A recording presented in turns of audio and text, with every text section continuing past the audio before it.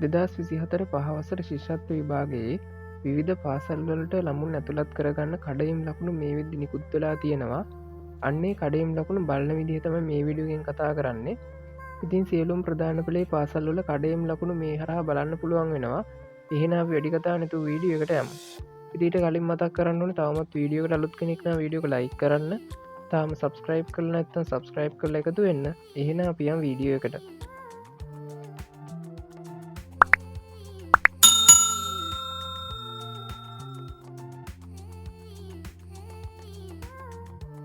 මේ වීඩියෝ එකේ පහල ඩිස්ක්‍රපෂන් එකේ සහ පලවන කමෙන්ට්ගේ ලිංකයක් දාලා තියෙනවා. අන්නේ ලිංක කලික් කරන්න.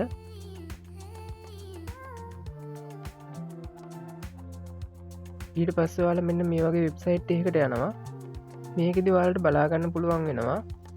මෙන්න මේ විදිහට අදාළ පාසලේ නම සහ ඇතුළත් කරගන්න කඩයම් ලකුණ.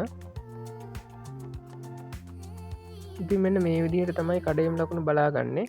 වීඩියක හොඳන ලයි කරන්න මේක නොදන්නවාගේ යාලුවකින්නන යනට දනනිශා කරන්න තවම සබස්ක්‍රයිබ් කල නැත්තන් සබස්ක්‍රයිබ් කරල එකතු වෙන්න වාල හැමෝටම සුබ දවසා.